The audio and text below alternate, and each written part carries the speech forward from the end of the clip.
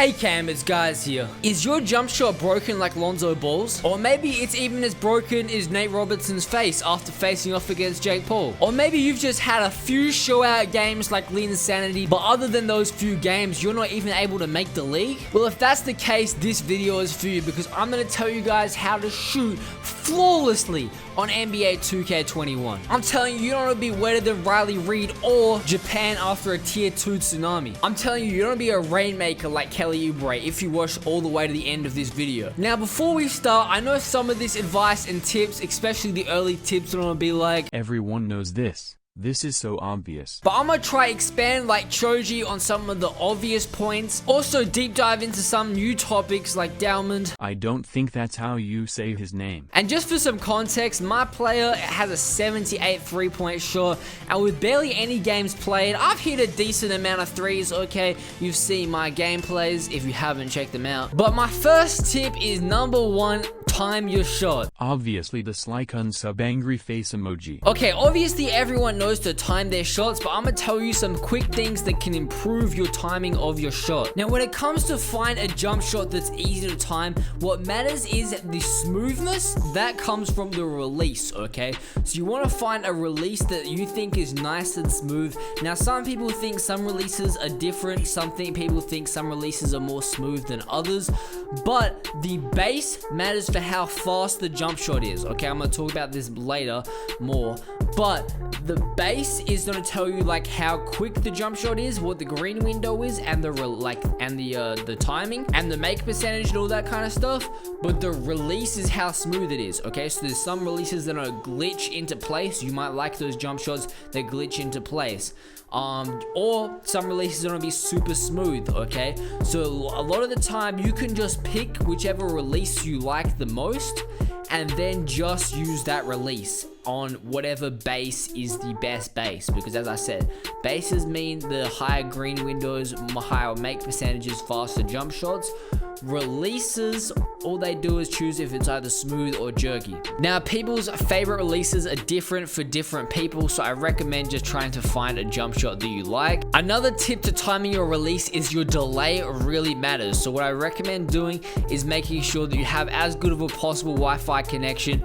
If you've got other people on your Wi-Fi, kick them off. Like your LSK and your family members are part of 2Hype. And also try connect your Xbox directly by cable into your modem. This is gonna mean you have as little delay as possible, and hopefully you're gonna be able to time your jump shot better. So the next tip ties into the jump shots. You're not just gonna want a nice release, but you also want a nice base. Now, I'm not no jump shot expert, so I recommend looking up someone that is and finding a jump shot that suits for you.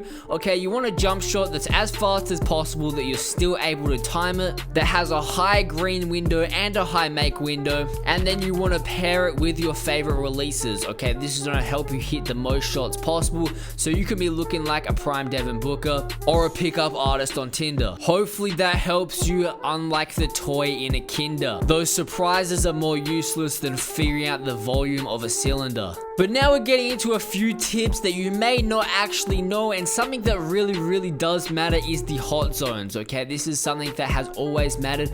As you guys can see, I'm in the shoot around place right here, and underneath my feet I have this big red ring, and then inside it I have a white ring, okay?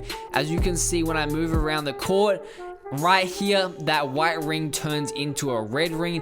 That indicates that I have a hot zone in this spot.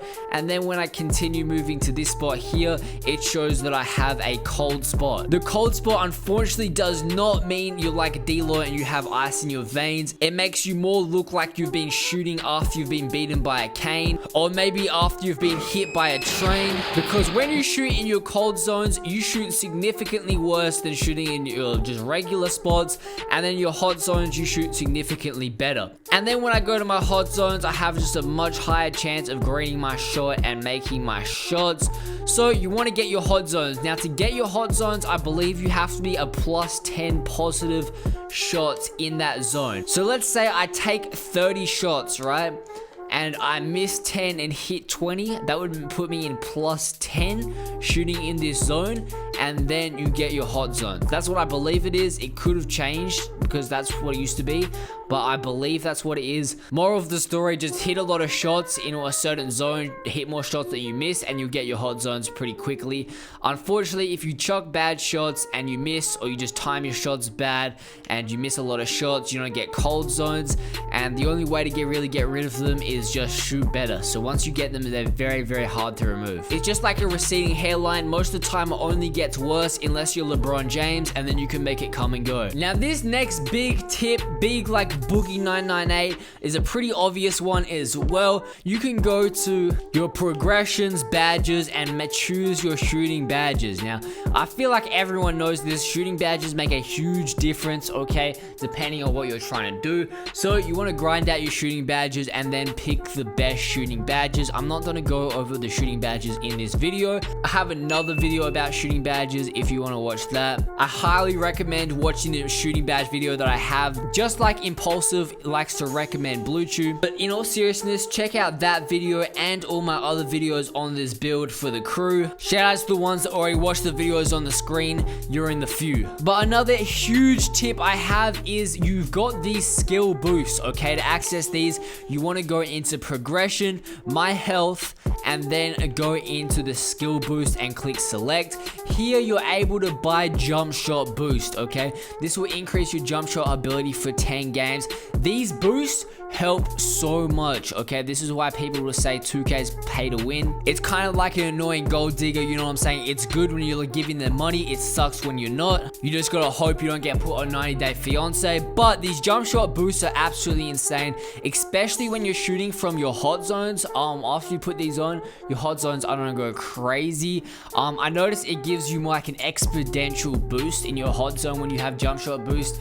I honestly recommend jump shot boost all the time, especially because, you know, I've got cold spots now from chucking in micro games trying to get my shooting badges, and I wasn't using jump shot boost. I probably would have made way more shots and avoided getting cold spots if I just had the jump shot boost on. But unfortunately, that was just a mistake I couldn't avoid, like Logan Paul trying to fight Floyd Mayweather. Okay, the next tip is another fairly obvious one, especially if you've played 2K before, but for all the beginners out there, this is going to be a very useful tip. In the game, you'll see you have this bar underneath your feet, that's stamina bar.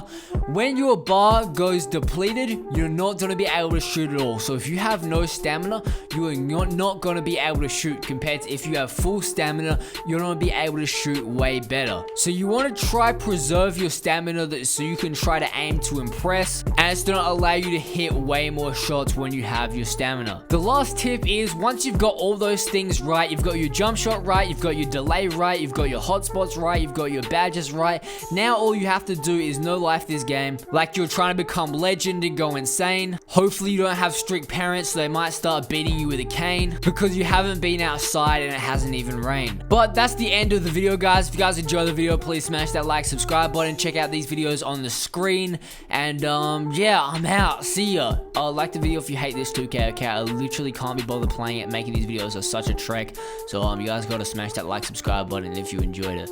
Yeah, just like the video, even if you do like the game, you know what I'm saying? I mean, if you watch all the way to the end, you probably like the game, because it's probably new to you, okay? But this game is so draining, okay? But when you're playing this game for just so long, it really does suck. Yeah, I'm out. See ya.